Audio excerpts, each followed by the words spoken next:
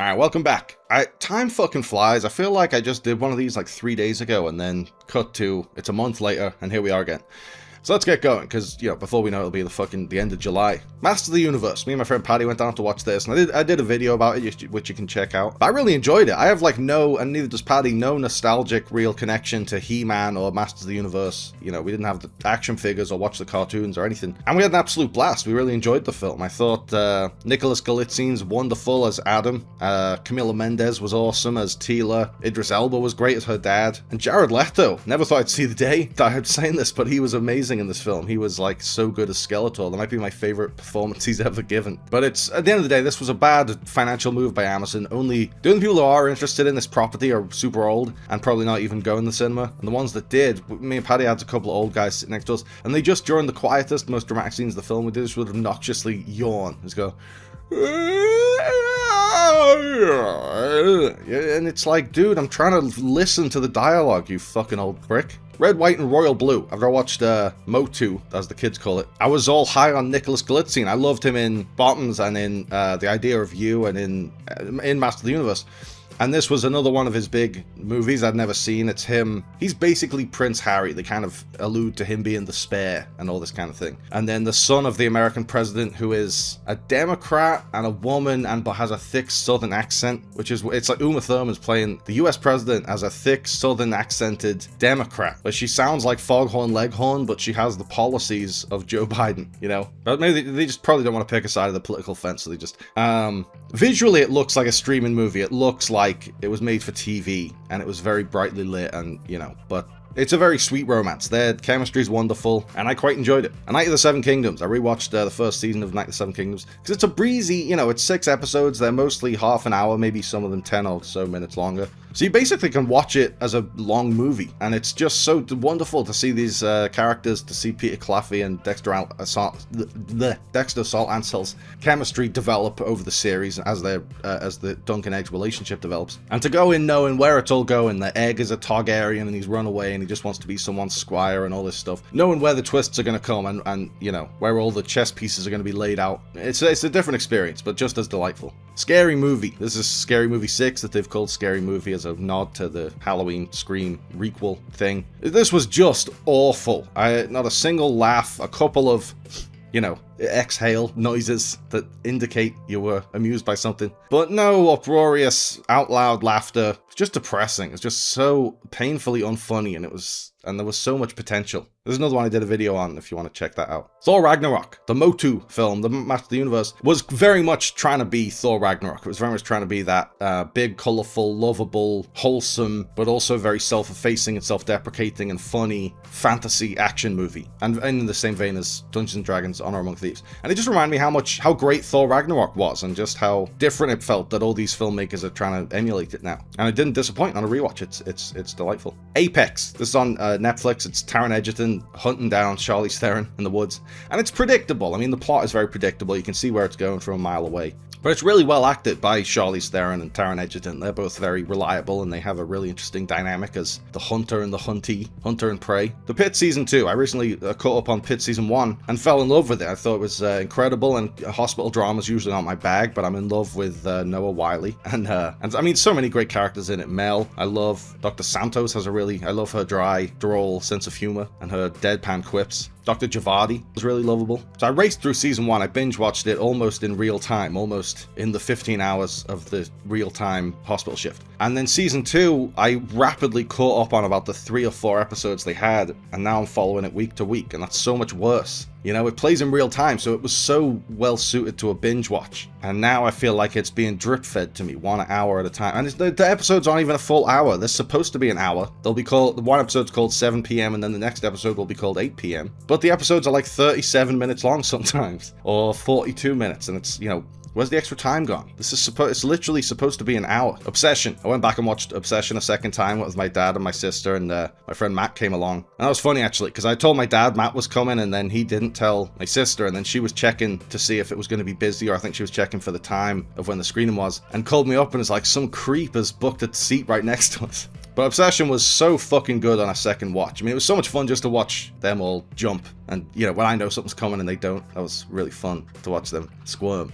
But there's so much foreshadowing in Cory Barker's brilliant script, and so it's just so much fun to anticipate the audience reactions when you know something big's coming. You know Nikki's about to do some crazy shit. It's just fun to kind of subconsciously track how the audience is responding to it. Milk and Cereal. This was Cory Barker's first film, his first feature. Technically, I don't know what the parameters are, but it's like an hour long. It's really good. It was a really clever way to do a found footage film, because this, like, Obsession's low budget as in it cost under $1 million, but this is low budget as in it cost under $1,000.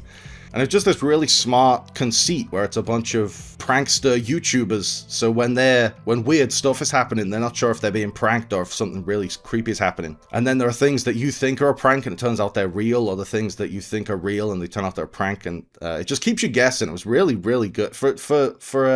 I really enjoyed it. And it's on YouTube for free. Just watch it. Spider-Man Homecoming. I decided to rewatch the Tom Holland Spider-Man trilogy before Brand New Day comes out, and Homecoming's just really great. Like, one of the best experiences in a cinema was when Michael Keaton opens the door. You know, when Peter has given up being Spider-Man, he's just going to focus on school and his girlfriend and getting ready for homecoming dance. And then he goes and knocks on the door, and her dad opens the door, and it's the Vulture, and the whole double life thing comes crashing together. It's just like such perfect Spider-Man drama, you know. Spider-Man Far From Home I watched next, and I think this is the weakest installment in the Holland trilogy, and it leans heavily on the kind of aftermath of Endgame, so it's really tied into that story more so than in the overarching Spider-Man story. But Mysterio's a great villain, Jake Gyllenhaal's great in that role, and obviously the twist ending was great. Spider-Man No Way Home, the third and final chapter of the trilogy, leading into what I assume is a new trilogy with Brand New Day. And there's some parts of this where you're watching it going, oh yeah, they had to shoot this in COVID, whether it's like a really bad green screen or it's actors talking to each other, but they clearly weren't on the set together. But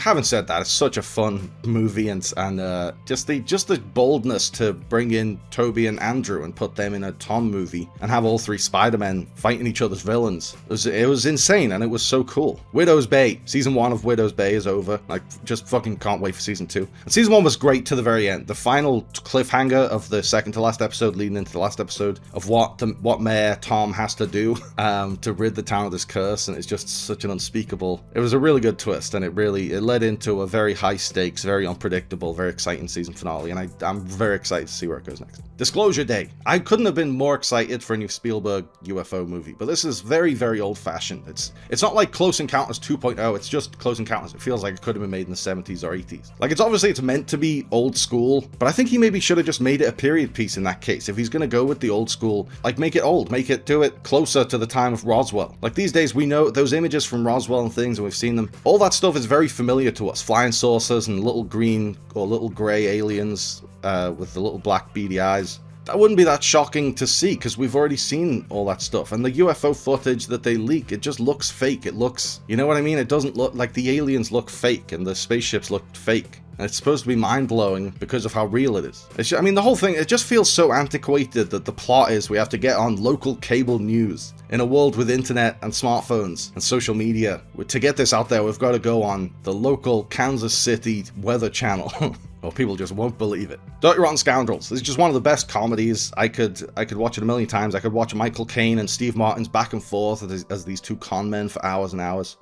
It's just such a brilliantly, and directed by Frank Oz, so brilliantly directed. Smiling Friends. This is an Adult Swim animated series that was, my cousin Nathan actually recommended this to me like 6 months ago. We were sitting at my granddad's deathbed making idle chit chat because he was unresponsive. And he said, hey, have you seen Smiling Friends? I said no, and then I couldn't find it anywhere, but it's now that they've got HBO Max in the UK, it's on there. So I started watching it, and I fell in love with it, and then I binge watched it all as quickly as possible, and now it's over, and now they're not even doing a new season. And the episodes are 10 minutes long, so they fly by. It was just a really, really easy binge. You can watch the whole thing in like 4 hours. And I did in four straight hours. It's just a delightfully surreal sense of humor, but with this underlying sweetness where the whole conceit of the show is that people who are upset or unhappy or depressed call them, and they go over and try and put a smile on their face and try and cheer them up. And the writers use that to go off in all kinds, and the animators to go off in all kinds of different directions with the narrative and with the visuals. And there's all kinds of different animation styles layered in there. There's some live action characters in the cartoon world. I just loved every second of it, and now I wish there was more of it. Common Side Effects. There's another Adult Swim show. Much, much heavier and much more serious than Smiling Friends. And it's a great satire of Big Pharma, where it's this guy has discovered this miracle cure, this mushroom, that if you take it, it will cure anything. Any illness you have or any ailment goes away when you take this mushroom. So naturally, the big pharmaceutical companies that make billions treating cancer but not curing it don't want this mushroom to get out there. So it's this mix of cartoon comedy and conspiracy thriller. It's almost like an animated version of The Chair Company, but with this element of satirizing the pharmaceutical industry. Didi. There's a really charming little coming-of-age movie. It came on Netflix, and it felt a lot like 8th Grade, Bo Burnham's movie 8th Grade, where it makes you cringe at times and tear up at other times, and it feels deeply, deeply personal and specific, and the more specific it is, it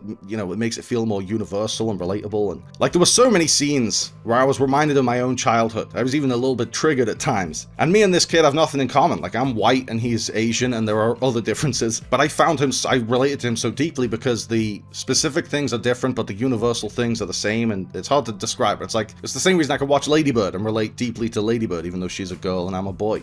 We have a lot more in common than we have superficial differences, but all the core human things we have in common. And this film, it's like set kind of, I want to say like 2000s, and it shows how, growing up in the early days of social media immediately changed how kids would experience the world. And it's really painful to watch, like, in a good way, because it felt so real, but like, it was hard to watch, like, the invention of cyberbullying, basically. Disclosure Day. I went a second time because Paddy wanted to watch it, so I went with him. And in any case where I feel mixed on a movie, the first time I focus more on what I didn't like, and then the second time you watch it, you notice the things you did like. And the whole sequence where Emily Blunt, the bird comes in the window and like possesses Emily Blunt, and she starts speaking other languages, and she can like understand people just from looking at them. And that whole sequence was great. That was, I think, one of the best things Spielberg has directed, maybe. And the actors are all fantastic. I don't know. It's a fun UFO movie. It's got some great set pieces. It doesn't move the needle or revolutionize anything, or there's nothing in this movie that we haven't been seeing in UFO movies for the past 80 years, basically, is what I'm saying. Superbad. After Disclosure Day, me and Paddy came back to mine and we watched Superbad. We ordered some food. It was very nostalgic. We used to watch Superbad all the time at sleepovers, like every single weekend. We would have a sleepover and watch Superbad.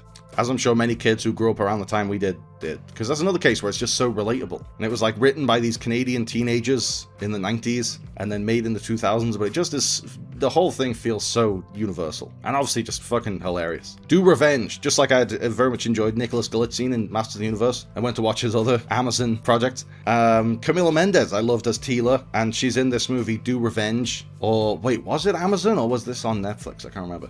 But I really enjoyed it. It was like a modern day Heathers. It's her and Maya Hawke get involved in this kind of like Hitchcockian Strangers on a Train revenge plot, but in the context of a high school. It was really fun. And Austin Abrams is in it. I love him. Star Wars. I rewatched the original Star Wars, which I have on 4K. And I heard, look, we're coming up on the 50th anniversary. Disney, if you're listening, I know you are. Please just release this original version of this movie that was in cinemas in 1977, because the special edition's fine and it's 98% the same movie, but there's so many shit moments in it, and I want to see what Star Wars actually looks like. I've never known a non-special edition version. George Lucas fucked it all up before I was even born. But 2027 will be 50 years. I mean, for Christ's sake, Disney, you have a streaming service. You can put the special edition as the main version and just have the original theatrical version in the bonus features, and then no one besides me and 4 other people would even bother to look there. But it would make us so happy. Raiders of the Lost Ark. After Star Wars, I fancied another George Lucas escapist, pulp-inspired blockbuster, and Raiders is just another perfect movie, and this one hasn't been overly fucked up with special editions. I mean, it just the way Harrison Ford plays Indy, the way Spielberg directs the action sequences, John Williams' music, Karen Allen so damn charming. I mean, what is that to say? Raiders is a masterpiece. Lou. I think this was on Netflix. It's like Alice and Janney's Taken. It's Alice and Janney in an action movie as this old grizzled action hero who comes out of retirement to save a kid. And I saw a review of it, I think from Roger Ebert's website, where it said like, and it perfectly summed up how I had felt about the film watching it. It says something like, Lou is evidence that Lou proves that Alice and Janney can carry an action movie. Now she just needs one worth carrying. That's absolutely it. She's great and she brings 110%, and I buy her as this badass, even when she's, beating up a room full of like 28-year-old guys. And you're kind of like, this is an old lady, they would fuck her up. She has the grit and the moxie of a Liam Neeson. It just is a shit script. and because of it, kind of a shit movie. Hulk, the 2003 Hulk movie, Ang Lee directed, which I did a video on. I've wanted to do a video about this for years, and I just never got around to it. Because I just remembered it being so fucking weird, and I hadn't seen it in years. I wanted to watch it again, and it just is even weirder than I remembered. It's like the scene where Hulk breaks out of the army base, and he's fighting tanks in the desert, and then a fighter jet flies him up into space, and he falls into San Francisco and emerges from the street, and a helicopter comes out. That's very, very Hulk. That feels like I'm reading a fucking Hulk comic. And then that's about half an hour, and then the movie's about 2 hours and 20 minutes long. And everything outside of that half an hour doesn't feel like a Hulk movie. It feels like Ang Lee is making a Ang Lee movie. He's making a gentle, kind, sweet, quiet melodrama like The Wedding Banquet or Sense and Sensibility or Brokeback Mountain. But it's Bruce Banner and he's turning into the Hulk, and it just doesn't work for 1 second. YOLO. This was another. It was recommended on HBO Max because it's from one of the creators of Smiling Friends. So I eagerly stuck it on, thinking, great, this is going to be more Smiling Friends. But I didn't like it as much. You know, it's funny, but Smiling Friends has an underlying sweetness that this doesn't have. Adventure Time. I've been watching a lot of cartoons lately. I'm clearly going through something. I haven't seen Adventure Time since I was a kid, and it's delightful. I say a kid. It was on when I was a teenager. I was never a kid when Adventure Time, like an age-appropriate kid. But it's, you know, it's a wonderful, surreal, very genial, very warm, very wholesome adventure series about this brotherhood between this dog and this boy. It's really beautiful. Slow Horses. This is my new obsession. I have last night got caught up to the most recent episode, so I'm just waiting for season 6 to start. But I have absolutely fucking loved it. It's been a rare show where, or at least I think until season 4, every season had been more thrilling and higher stakes than the last, and I had enjoyed each season more than the last. And then season 5, the most recent one, I still really enjoyed and still was great, but it got a little bit contrived. There's like a Rube Goldberg slapstick sequence where an unsecured paint can rolls through some scaffolding and off a ladder and then bounces off this piece of wood onto that piece of wood and ends up killing the Nigel Farage type character. Spoiler alert. And that just felt so crazily unlikely and unrealistic and silly for this show. And it didn't even really go anywhere after that. That's really my only gripe. Other than that, it's my favorite new show. I loved it, and I loved Gary Oldman as Jackson Lamb. I love how he's this old smelly booze hound who's constantly drinking and farting and disgusting everyone around him. But then when push comes to shove, he can turn it back on. He used to be James Bond, and when he needs to be James Bond again, when someone he cares about is in danger, he can be 3 steps ahead of the bad guys and kill them all, barely lifting a finger. And it's amazing to see. And Jack Lowden, I'm in love with as River Cartwright. That's one of my favorite characters I think I've ever seen, because he's like the anti-James Bond, where he is not as cool or as suave as James Bond and is constantly fucking up, but it usually is not even his fault to fuck up. He just has to kind of roll with the punches and keep going. And where James Bond is just hyper competent, gets everything done, saves the day. The opening scene of Slow Horses is River makes a career-ending mistake and gets sent to work with the Slow Horses. I just love that kind of everyman action hero where he can spring into action and can be really badass, but he's also just a regular guy and he gets pissed off about regular things and he makes regular mistakes. I just love that character so much. Raising Arizona is another one of the best comedies. Nicolas Cage and Holly Hunter and John Goodman. The Coen brothers' second film couldn't be less like their first film. It's kind of established how much they would oscillate between different tones. They did it a few times. They made a really dark, grisly movie with Blood Simple and then followed it up with this really silly, goofy comedy in Raising Arizona. And then they did Fargo, this very dark, brooding, Oscar-y movie, and then they followed it up with The Big Lebowski. And then they did No Country for Old Men, a very dark, grisly, and then after that they did Burn After Reading. So this really was like set up what their career was going to be. Barry Lyndon is the Stanley Kubrick period epic about a fateful duel. And I didn't appreciate it as a kid. I think,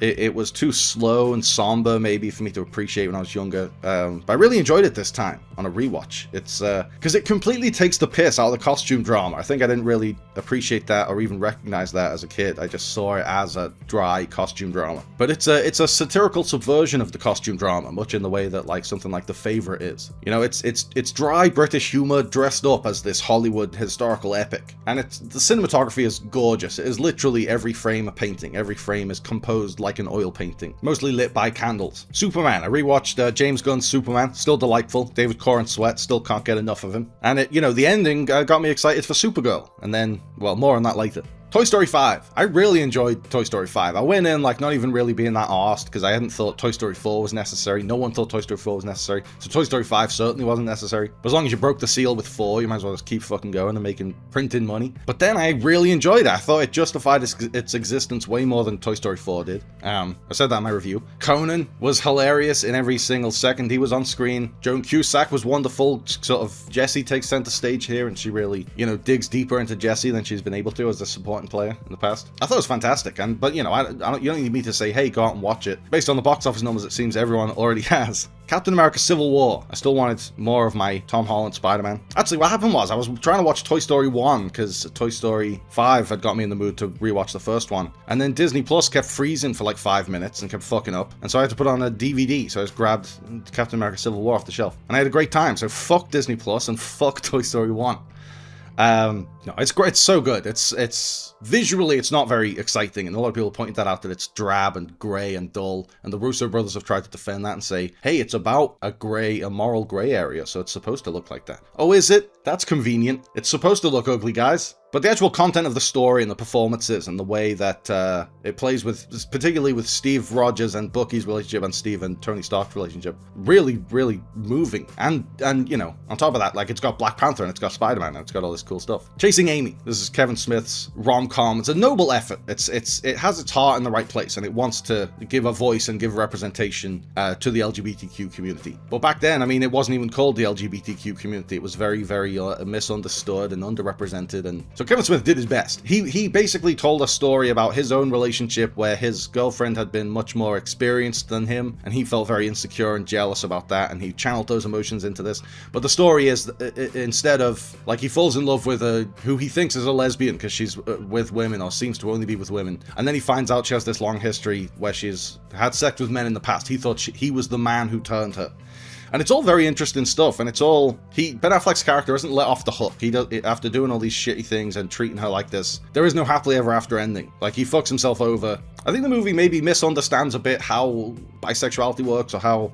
I don't know, I mean, part of that is tied up in Ben Affleck's character still struggling to wrap his head around all that stuff. So I don't know, maybe it's aged better than I'm giving it credit for. But either way, whether it gets that stuff right or not, it was a return to form. He had done Clerks, which was this very personal, very honest look at that exact moment in his life. And then Mallrats was just, let's do a big, broad, wacky slapstick comedy. And I liked it, but it's not, it doesn't hit on that profound level that Clerks did. But then Chasing Amy does. Chasing Amy is another honest, profound, deeply personal, it's one of his best films. Phenomena. This is an old Dario Argento movie I've had on Blu-ray forever. I just never got around to watching it.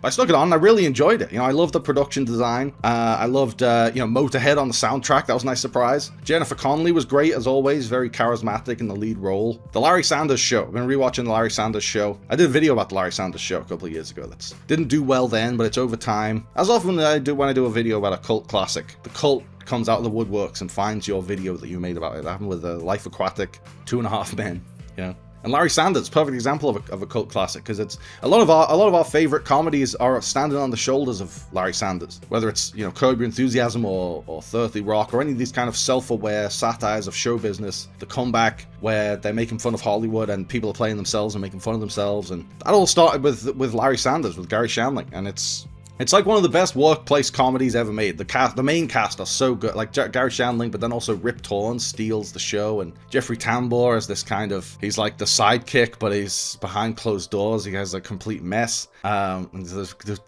deep darkness inside him. Janine Garofalo plays Paula, the talent booker. She was one of my early childhood crushes. Jeremy Piven plays the head writer. So it works as a workplace show, but then the workplace is a late night talk show. So you have celebrities coming in and you have animals coming in and you have all kinds of crazy stuff going on, because that's their job, is to make this show happen every night. It's just a classic. Jurassic Park. They were playing Jurassic Park at the cinema. I went with my dad and my nan. And my nan had seen the film before, but not on at the big screen.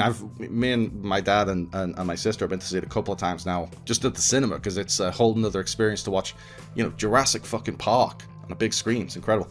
But my nan, I think, must have forgotten how it all plays out, because when the kids are in the kitchen and they see the velociraptors come in and everyone was silent, my nan, you just heard her go, "Oh my goodness me." It was very funny. House of the Dragon Season 3. I've done a video about the first episode of this. At time of recording, there is only one episode, although at time of recording, the second episode's about 5 hours away. Now look, the Battle of the Gullet was an incredible set piece. This show's gonna have to do more to turn things around than that, but that was a good start. Rick and Morty Season 9. Rick and Morty's back for Season 9, and you know, it's whatever. They've pretty much run out of original ideas to do, so now they're just scraping the bottom of the barrel or just tweaking ideas they've done before and doing a slightly different version of it. And, you know, it might be time to wrap things up. The Invite is another one I did a video on, Olivia Wilde's new movie picked up at Sundance. And it is just spectacular. It's her and Seth Rogen are one couple, and Penelope Cruz and Edward Norton are another couple who come over to their apartment and basically say, hey, we're swingers, we like having sex with other couples, we'd like to have sex with you. And then they're like, okay, let's think about it. And the whole movie plays out in their apartment over this night, and it just gets crazy, and the performances are spectacular, and like you could say everyone's the standout. It's I'm sure will be a big awards contender. Olivia Wilde is back in my good books after Don't Worry Darling. This is way more book smart than Don't Worry Darling. Step Brothers. It's only been like a month since I last watched Step Brothers, but it's one of the best comedies. It's so funny and I can't get enough of it, so I watched it again. Supergirl. I went to watch Supergirl, and I was, like as many people have been, let down. I love the Woman of Tomorrow comic. I couldn't wait to see those vibrant, colourful visuals brought to life on the big screen. And then they weren't. It was a muddy, brown, grey affair with very little colour and very little soul or wit. You know, Millie Alcock's amazing as Supergirl. I loved her. She's perfectly cast as Kara. And Eve Ridley was great as her sidekick, her little companion, Ruthie. And Jason Momoa's having so much fun as Lobo. It just is a really lame script that doesn't, it sets up this interesting story, doesn't know where to go with it, even though the comic gave it a perfect roadmap, and just spins the wheels and says the same shit over and over again about what the themes are, and then flashes back to Kara's origin story and just grinds the movie to a halt, stops it dead in its tracks. You know, if we're gonna have a whole new DC universe, we need to do better than this. This is just aggressively mediocre. Jackass. They put the original Jackass TV show on Paramount Plus in what would you call it? To coincide with the movie coming out, Best and Last. And I hadn't seen those old TV episodes in years. Some of them I've never seen. So that's been a joy to go back and binge watch. And, it's like tame compared to what the movies would become. But there's still some really great stunts in those early TV shows. Jackass Best and Last. This was, I've done a video about this too. And basically in the video I said,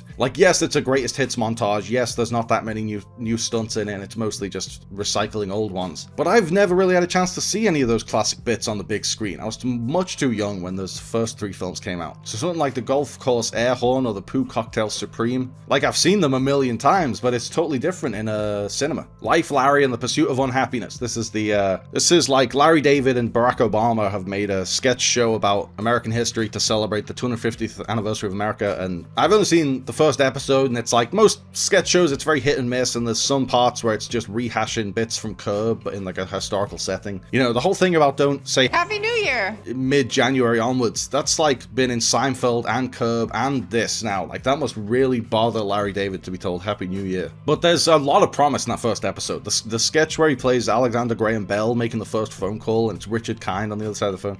That was so fucking funny. Just having, people making suggestions about what if we could change the ringtone, or what if we could put it on silent, and he's just getting pissed off about it, invent your own, that's not what this is. And then he gets on the phone with Richard Kind, and there's the miracle of the phone, and how he's communicating with this guy who's miles and miles away. And then within 5 seconds, they run out of stuff to say, and the conversation becomes really dull and tedious. And he's trying to get off the phone, and he can't, and it just becomes a hassle. He ends up putting his whole life's work in the bin after one phone call and being like, this invention was terrible. That was great. And the Rosa Parks sketch, where Rosa Parks sits at the front of the bus, and Larry David is the white guy she's sitting next to, chewing her ear off, and she's so bored that she wants to go to the back of the bus then. There's some really, really good stuff in there where it does feel like we're mixing actual history, there is actual substance of American history in there. You will actually learn a couple things. But it's got this classic Curb style improv comedy. So, that the Alexander Graham Bell sketch and the Rosa Parks sketch just really elevated that first episode. And, now I can't wait to see, even if it is just we get 1 or 2 great sketches every episode. If they're that good, then it's going to be worth the ride. But we'll have to wait until the end of July to see how the series pans out. And that's a perfect stopping point. So thanks for watching, and let me know if you've got any recommendations, or if you've seen any terrible things this month that you would recommend avoiding. And I'll speak to you at the end of July. Thanks for watching, guys. I hope you liked the video. Remember to like and subscribe and click on the little bell. And also seize the day and call your mom and be kind to yourself.